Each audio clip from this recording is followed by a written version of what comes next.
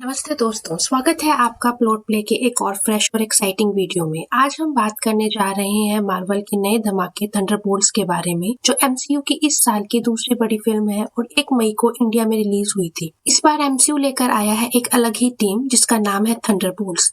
ये कोई typical super hero squad नहीं है, ये टीम बनी है उन लोगों से जो काफी ग्रे जोन में है, यानी कि एंटी हीरोज। तो चलिए शुरू करते हैं। फिल्म की शुरुआत होती है येलेना बेलोवा के एक इंटेंस मिशन से, जहाँ हम उसे देखते हैं एक स्काई स्क्रैपर पर। येलेना को पहली बार हमने ब्लैक विडो फिल्म में देखा था, जहां पता चला था कि वो नताशा रोमानॉफ की छोटी बहन है और नताशा के सेक्रीफाइस के बाद येलेना उसी लेगेसी को आगे बढ़ा रही है, एक नए एटीट्यूड और एक नए मिशन के साथ। अब येलेना स्काई स्क्रैपर से जंप करके एक पर्टिकुलर फ्लोर पे लैंड करती है। वहां मौजूद गार्ड्स को पीटते हुए वो फैसिलिटी के अंदर घुस जाती है। ये एक सीक्रेट लैब होती है जहाँ एक साइंटिस्ट प्रोजेक्ट सेंट्री पे काम कर रहा होता है, एक ऐसा एक्सपेरिमेंट जो फ्यूचर के लिए काफी डेंजरस हो सकता है। येलेना सीधे उस साइंटिस्ट तक पहुंचती है, लेकिन जैसे ही साइंटिस्ट उसे सामने देखता है वो डर जाता है और बंदूक निकालकर येलेना पर तान देता है। साइंटिस्ट कहता है कि येलेना उसके सैनिटरी प्रोजेक्ट को समझ नहीं सकती। उसने इस प्रोजेक्ट से जुड़ी सारी फाइलें और डाटा एक खास रूम में छुपा रखी होती हैं, जो सिर्फ उसकी आंखों से ही खुलता है, और इसी वजह से वो खुद को गोली मार लेता है ताकि कोई उसके रूम तक ना पहुंच सके। इसके बाद येलेना बिल्डिंग के बाहर आती है और उसमें बम लगाकर पूरी बिल्डिंग को उड़ा देती है। यही हमें पता चलता है कि ये सारा सेंट्री प्रोजेक्ट ऑक्स ग्रुप नाम की कंपनी ने शुरू किया था। अब सीन सीधा यूएस पार्लियामेंट में शिफ्ट होता है। यहाँ हम बकी बॉन्ड्स यानी विंटर सोल्जर को देखते हैं, जो अब अमेरिका का नया मेंबर ऑफ पार्लियामेंट बन चुका है। अगर आपने कैप्टन अमेरिका 4 देखी है तो उसमें आपको पता होगा कि बकी इलेक्शन लड़ता है और इलेक्शन जीत जाता है। पार्लियामेंट में इस समय वैलेंटीना के खिलाफ ट्रायल चल रहा होता है। यहाँ हमें पता चलता है कि वैलेंटीना CIA यानी सेंट्रल इन्वेस्टिगेशन एजेंसी की डायरेक्टर है। वैलेंटीना पर यह आरोप लगा है कि उसने ऑक्स ग्रुप की नाम की एक कंपनी है और वो दुनिया भर में खतरनाक और गैर कानूनी एक्सपेरिमेंट करवा रही है। अब यह भी कंफर्म हो जाता है कि मलेशिया में येलेना ने जिस सेंट्री प्रोजेक्ट को खत्म किया है वह असली में वैलेंटीना का ही था। यूएस सरकार को जब उस पर शक हुआ तो वैलेंटीना ने सबूत मिटाने के लिए येलेना को भेजकर खुद ही प्रोजेक्ट खत्म करवा दिया। अब पार्लियामेंट में वैलेंटीना से पूछा जाता है कि क्या ऑक्स ग्रुप उसी की कंपनी है, तो वो साफ इनकार कर देती है और कहती है कि जो भी जांच होनी है वो हो जाए, उसने कुछ गलत नहीं किया। लेकिन पार्लियामेंट हेड उसे बताता है कि उसके प्रोजेक्ट्स की वजह से कई मासूम लोग मारे गए हैं और अब सरकार तह तक जाएगी। बाहर निकलते ही वैलेंटीना अपनी सेक्रेटरी मेल से कहती है कि ऑक्स ग्रुप से जुड़े सारे सबूत तुरंत खत्म कर दो, वो किसी हाल में भी जेल नहीं जाना चाहती। इसके बाद सीन कट होता है और हम देखते हैं एलेक्सी को यानी रेड गार्डियन को, जो अपने घर में टीवी देख रहा होता है। तभी उसकी बेटी येलेना वहाँ पहुँचती है। वो उससे कहती है कि अब वो वैलेंटीना के लिए काम नहीं करना चाहती, वो थक चुकी है और अब शांति चाहती है। लेकिन एलेक्सी उसकी बात सुनकर उसको प्रोत्साहन देता है और कहता है कि वैलेंटीना बहुत पावरफुल और समझदार है, अगर उसे मौका मिले तो वो खुद भी उसके लिए काम करेगा। इसी दौरान येलेना को अपने बचपन की एक फोटो नजर आती है जिसमें उसके दोस्त और उनकी थंडरबोल्ट्स की टीम होती है। तभी उसे वैलेंटीना का फोन आता है और वैलेंटीना उसे एक आखिरी मिशन देती है और बदले में वो वादा करती है कि इसके बाद येलेना इस काम को छोड़ देगी। अगले दिन येलेना टेक्सास के एक गुप्त बंकर में पहुंचती है, जहां उसे एक खतरनाक चोर को मारने का टास्क दिया जाता है, क्योंकि ये चोर उनके स्पेशल कागज को चुरा रहा होता है। लेकिन अंदर पहुंचने पर उसे पता चलता है कि ये चोर कोई और नहीं बल्कि घोस्ट है, जिसे हमने एंटमैन एंड द वास्प में देखा था। फिर वहाँ टास्क मास्टर यूएस एजेंट भी पहुंच जाते हैं। वैलेंटीना ने इन चारों को एक दूसरे को मारने के लिए भेजा था ताकि ये सब मारे जाएं और उसके सारे काले राज दफन हो जाए। लेकिन जब इन चारों को सच्चाई पता चलती है तो वो आपस में लड़ना बंद कर देते हैं और एक साथ बाहर निकलने का रास्ता ढूंढते हैं। तभी एक बॉक्स में से बॉबी यानी सेंट्री बाहर आता है और उसे याद नहीं रहता कि वो वहाँ कैसे आया। इसी बीच घोस्ट टास्क मास्टर को गोली मार देती है, जिसके बीच उसकी मौत हो जाती है और अब सिर्फ येलेना, यूएस एजेंट और घोस्ट और बॉबी बचते हैं। फिर सीन वैलेंटीना की एक पार्टी में शिफ्ट होता है। पार्टी में मंकी भी आता है और वैलेंटीना की सेक्रेटरी मेल से संपर्क करता है। उसे वैलेंटीना के खिलाफ करने की कोशिश करता है और अपना नंबर भी देता है। इधर बंकर में सभी मिलकर वहाँ से निकलने की कोशिश करते हैं, लेकिन जैसे ही घोस्ट बाहर निकलने की कोशिश करती है, तेज आवाज शुरू हो जाती है और बंकर लॉक हो जाता है। टाइमर भी चालू हो जाता है। 2 मिनट में बंकर उड़ने वाला होता है। सब मिलकर आवाज के सोर्स को ढूंढते हैं और उसको तोड़ देते हैं। आवाज बंद होते ही घोस्ट दीवार के पार हो जाती है और बाहर का रास्ता खोल देती है। लेकिन बाहर निकलते वक्त येलेना का हाथ बॉब से टच हो जाता है और उस पर्स से उसे अपने बचपन की बहन की यादें दिखने लगती हैं। वो देखती है कि उसकी बहन उसके सामने मर रही है। फिर अचानक उसकी आंखें खुलती हैं और वो खुद को बॉब के सामने खड़ा पाती है। येलेना समझ जाती है कि बॉब दूसरों की मेमोरीज पढ़ सकता है और किसी भी इंसान को उसका पास दिखा सकता है। और अब वैलेंटीना को पता चल जाता है कि जिन 4 लोगों को एक दूसरे को मारने के लिए भेजा था वो अब मिल चुके हैं और वो लोग बंकर से बाहर निकल कर आ रहे हैं। इसी बात को जानकर वैलेंटीना अपनी सेक्रेटरी मेल से कहती है कि जल्दी से उसके सारे सोल्जर्स को लेकर उस बंकर के पास जाओ और उस जगह को कवर कर लो। इसके बाद वैलेंटीना अपनी सेक्रेटरी के साथ वहाँ से निकल जाती है, पर पर वेलेंटिना का ड्राइवर रेड गार्डियन यानी येलेना का फादर उसकी बातें सुन लेता है। फिर सीन शिफ्ट होता है और हम देखते हैं कि वो चारों एक दूसरे की पीठ का सहारा लेते हुए धीरे धीरे ऊपर जाकर बंकर से बाहर निकलने की कोशिश करते हैं। यहीं से वेलेंटिना बंकर के सीसीटीवी में देख लेती है तो वहाँ से उसे बॉब भी दिखाई देता है। तो उसे याद आता है कि ये तो उसके प्रोजेक्ट सेंचुरी का हिस्सा है जिसके लिए बॉब पर ऐसा एक्सपेरिमेंट किया गया था जो हर किसी पर सक्सेसफुल नहीं हो सकता, और अगर बॉब जिंदा है तो इसका मतलब उसका एक्सपेरिमेंट काम कर गया है। और उस एक्सपेरिमेंट के थ्रू बॉब के अंदर सुपर पावर्स आ गई थी जिसकी वजह से वो एमसीयू का सुपर सोल्जर बन गया। लेकिन बॉब को अपनी पावर्स के बारे में नहीं पता। वो एक आम आदमी की तरह यूएस एजेंट घोस्ट और येलेना के साथ उस बंकर से बाहर निकल रहा था। वेलेंटिना प्लान करती है वो सबको मारेगी लेकिन बॉब को नहीं मार सकती क्योंकि वो उसका सक्सेसफुल एक्सपेरिमेंट। उसके बाद जैसे ही बॉब और कैप्टन अमेरिका के हाथ मिलते हैं तो वही बैक मेमोरी उसको भी आती है। उसे भी समझ आ जाता है कि बॉब कोई आम आदमी नहीं, उसके अंदर सुपर पावर्स हैं। उसके बाद वे चारों यूएस एजेंट बॉब, येलेना और घोस्ट मिलकर बंकर से बाहर निकलने के बहुत करीब हो जाते हैं, पर तभी पता चलता है कि वेलेंटिना ने उस पूरे बंकर को कवर किया हुआ है और वो सारे सोल्जर्स बंदूक टांगे खड़े हैं और अगर ये लोग बाहर निकल गए तो मारे जाएंगे। वे ये प्लान बनाते हैं कि इस बंकर से घोस्ट दीवारों के आर पार जाएगी, एक गाड़ी का इंतजाम करेगी और जैसे ही गाड़ी का इंतजाम हो वैसे ही येलेना और बॉब दोनों मिलकर यहाँ के आसपास के सारे लाइट्स को ऑफ कर देंगे जिससे कि आसपास के सारे सोल्जर्स को कुछ समय के लिए कुछ नहीं दिखेगा। और उसी बात का फायदा उठाकर यूएस एजेंट सारे सोल्जर्स को बीट कर देगा और फिर मौका देखकर वो चारों गाड़ी लेकर वहाँ से भाग जाएंगे। लेकिन इन चारों का प्लान सक्सेसफुल नहीं होता क्योंकि बंकर के अंदर सभी लाइट्स का जो मेन पावर होता है वो ढंग से काम नहीं करता, जिस वजह से वो लोग सारी लाइट्स को ऑन नहीं कर पाते। लेकिन यह देखकर भी यूएस एजेंट नहीं रुकता और वो सारे सोल्जर से अकेले ही लड़ने लगता है। और इसी दौरान जो घोस्ट होती है वो दीवार के आर पार जाकर एक गाड़ी को जुगाड़ करती है और उन सबको निकालने के लिए गाड़ी को वहाँ पर ले आती है, जिसके बाद ही यूएस एजेंट, येलेना और बॉब तीनों मिलकर पीटे हुए सोल्जर्स की ड्रेस पहनते हैं और चुपके से वहाँ से बाहर निकलने की कोशिश करते हैं। लेकिन जब ये चारों गाड़ी में से बाहर जा रहे होते हैं तभी दूसरे सोल्जर्स को इनके ऊपर शक होता है और वो इनको पकड़ लेते हैं। अब बॉब फैसला करता है कि वो अपने साथियों को बचाएगा और वो गाड़ी से उतरता है और सारे सोल्जर्स उसकी तरफ हो जाते हैं। वो उस पर फायरिंग करते हैं, तभी उसकी अपनी सुपर पावर जागरूक हो जाती है। वो उड़ना शुरू कर देता है और सारे सोल्जर्स उसकी तरफ देखने लग जाते हैं। अब वही सेंट्री जो हवा में उड़ रहा था उसकी पावर पर कंट्रोल नहीं रहने की वजह से वो बेहोश हो जाता है और जैसे ही वो नीचे गिरता है वहाँ एक बड़ा सा गड्ढा बन जाता है और शॉक वेव की वजह से सारे सोल्जर्स गिर जाते हैं। वेलेंटिना देखती है कि सेंट्री नीचे गिरकर बेहोश हो गया है और वो उसे किसी न्यू लोकेशन पर लेकर जाते हैं और बाकी के सोल्जर्स येलेना, घोस्ट और यूएस एजेंट के पीछे लग जाते हैं। फिर हम देखते हैं कि ये तीनों कहीं सड़क पर चल रहे होते हैं, तभी उनके पास रेड एजेंट अपनी गाड़ी में आता है और इन तीनों को बिठा ले। फिर जब ये जा रहे होते हैं तभी उनके पीछे बहुत सारी वेलेंटिना की गाड़ियां आ जाती हैं और उन पर फायरिंग शुरू कर देती है। लेकिन तभी बकी आ जाता है और उनको बचा लेता है, लेकिन उनको बचाने के साथ ही वो उन्हें किडनैप कर लेता है और उन्हें बांध कर रखता है। अगले सीन में वेलेंटिना की सेक्रेटरी मेल सारी चीजें नोटिस कर रही होती है और वो तुरंत बंकी को कॉल करके बताती है कि वेलेंटिना ने बॉब यानी सेंट्री का माइंड वॉश कर दिया है और अब वो उसे अपने कंट्रोल में रखकर अपने प्लान्स को अंजाम देने वाली है। और क्योंकि सेंट्री एक्सट्रीमली पावरफुल है इसलिए मेल को डर है कि वेलेंटिना उसकी ताकतों का गलत इस्तेमाल करेगी। वो चाहती है कि बंकी किसी भी तरह उन्हें रोके। अभी सुनते ही बंकी फौरन एलेक्सी, येलेना, घोस्ट और यूएस एजेंट को आजाद करता है और उनके साथ मिलकर एक टीम बनाता है और एलेक्सी इन टीम का नाम रखता है थंडरबोल्ट्स, जिसको वो सारे मानने से इंकार कर देते हैं। अब थंडरबोल्ट्स की ये टीम सीधा न्यूयॉर्क पहुंचती है क्योंकि वेलेंटिना वहीं पर मौजूद होती है। वो सब मिलकर स्टार टावर पर एंटर करते हैं और वेलेंटिना से सामना करते हैं, लेकिन अभी ये लोग कुछ नहीं कर पाते क्योंकि जैसे ये कुछ करने लगते हैं उससे पहले ही सेंट्री वहाँ आ जाता है और वेलेंटिना उसे बोलती है कि वो इन सबको मार डाले। लेकिन ट्विस्ट यहाँ पर ये आता है कि येलेना, घोस्ट और यूएस एजेंट के साथ पहले बंकर में काफी टाइम बिता चुका था और इसी दौरान वो जान चुका था कि ये लोग बुरे नहीं है। तो वेलेंटिना के कहने के बावजूद भी सेंट्री उन्हें जान से नहीं मारता। लेकिन जब टीम के मेंबर्स उसे भिड़ने की कोशिश करते हैं तो सेंट्री उन्हें बहुत बुरी तरह से पीट देता है। ये सब देखकर वेलेंटिना का गुस्सा सातवें आसमान पर पहुंच जाता है और वो सेंट्री पर चिल्लाने लगती है कि वो इन सबको खत्म क्यों नहीं कर रहा। लेकिन सेंट्री बहुत ही कूल तरीके से जवाब देता है कि ये लोग उसके लिए कोई खतरा नहीं है और इसलिए वो उन्हें नहीं मार। अब वेलेंटिना की चिल्लाहट और सेंट्री की शांत जवाबी के बीच में थंडरबोल्ट्स की टीम वहाँ से निकल भागती है और सेंट्री अब वेलेंटिना पर गुस्सा होने लगता है और वेलेंटिना का गला दबाने लगता है। लेकिन तभी वहाँ उसकी सेक्रेटरी मेल आ जाती है और एक बटन दबा देती है। इस बटन के दबते ही सेंट्री वहाँ बेहोश होकर गिर पड़ता है। अब यहाँ पर पता चलता है कि वेलेंटिना ने सेंट्री के लिए एक किल स्विच बना रखा था जो अगर कभी सेंट्री उसके कंट्रोल से बाहर जाए तो वो उसे खत्म कर सके, और मेल ने वही बटन दबाया था। वेलेंटिना और मेल को लगता है कि सेंट्री मर चुका है और दोनों लिफ्ट से बिल्डिंग के नीचे जाने लगते हैं। लेकिन असली खेल अभी बाकी था क्योंकि सेंट्री मरा नहीं था। इसकी बॉडी इतनी पावरफुल थी कि किल स्विच का असर भी उसके दिमाग को पूरी तरह खत्म नहीं कर पाया, बल्कि उसका माइंड एक दूसरी रियलिटी में चला गया और वहीं से उठती है उसकी दूसरी पर्सनालिटी वॉइड। वॉइड असल में सेंट्री का डार्क वर्जन है, एक ब्लैक, इविल और अनस्टॉपेबल फोर्स जो न सिर्फ दिखने में डरावनी है बल्कि उसकी पावर्स भी सेंट्री से कहीं ज्यादा डेंजरस होती है। वॉइड के रूप में ट्रांसफॉर्म होते ही सेंट्री का पूरा लुक ब्लैक हो जाता है और उसका माइंड अब उसके खुद के कंट्रोल में नहीं रहता। वो एक पागल डिस्ट्रक्टिव बीस्ट बन जाता है जो सिर्फ तबाही मचाने के लिए बना है। अब जो भी सोल्जर्स या गार्ड उसे रोकने आते हैं वॉइड बिना उन्हें छुए ही खत्म कर देता है और उसका पावर लेवल इतना हाई है कि वो हवा में ही लोगों को उड़ा देता है और पूरे शहर में अफरा तफरी मच जाती है। थंडरबोल्ट्स की टीम अब लोगों को सेफ जगह पर पहुंचाती है और तबाही को कंट्रोल करने की कोशिश करती है, लेकिन तभी वॉइड उसके सामने आ जाता है और यहाँ पर येलेना सामने आती है। जैसे ही येलेना वॉइड के सामने आती है थंडरबोल्ट्स की पूरी टीम भी उसके पीछे खड़ी हो जाती है, लेकिन इस बार येलेना खुद अकेले आगे बढ़ती है, वॉइड का सामना करती है और जैसे ही येलेना वॉइड को छूती है अचानक से सब कुछ बदल जाता है। वो एकदम से अपनी पुरानी यादों में चली जाती है और देखती है अपना अतीत, लेकिन इस बार कुछ अलग होता है। उसकी मेमोरीज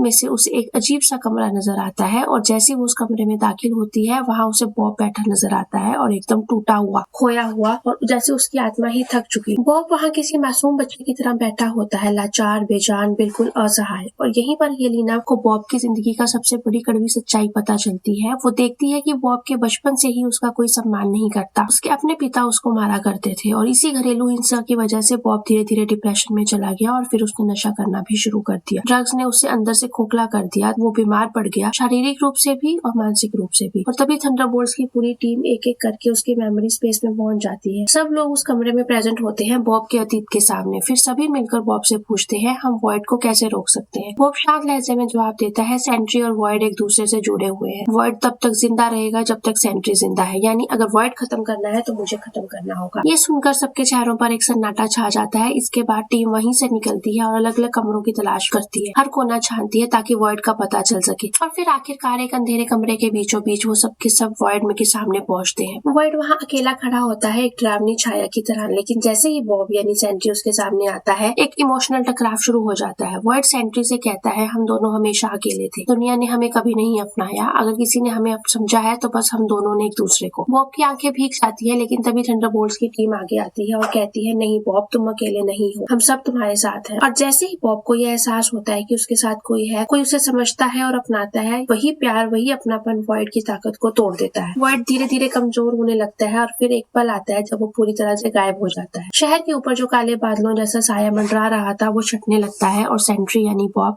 आखिरकार जीत जाता है। लेकिन वॉइड के साथ साथ बॉब की सेंट्री वाली पावर्स भी खत्म हो जाती हैं। अब वो सिर्फ एक आम इंसान बन जाता है। थंडरबोल्ट्स की टीम सीधी वेलेंटीना तक पहुंचती है, लेकिन वहां का नजारा देखकर सब चौंक जाते हैं। वेलेंटीना ने पहले ही मीडिया और प्रेस को बुला लिया था और फिर सबके सामने वेलेंटीना ऐलान करती है ये जो थंडरबोल्ट्स की टीम है यही है नए एवेंजर्स, मैंने इन्हें तैयार किया है और अब से ये दुनिया के नए रक्षक हैं। थंडरबोल्ट्स हैरान भी होते हैं और थोड़ा कंफ्यूज भी, लेकिन वेलेंटीना तो पहले ही अपना पॉलिटिकल चाल चल चुकी थी। और दोस्तों यहीं पर फिल्म खत्म हो जाती है, लेकिन कहानी अभी पूरी नहीं होती। हमें एक पोस्ट क्रेडिट सीन दिखाया जाता है जिसमें पता लगता है कि आसमान में अचानक एक बड़ा स्पेसशिप आता है और उस पर छपा होता है फैंटास्टिक 4 का लोगो, यानी अब MCU में फैंटास्टिक 4 की एंट्री होने वाली है। और इसी धमाकेदार टीज के साथ ये फिल्म पूरी तरह समाप्त हो जाती है। Thank you so much.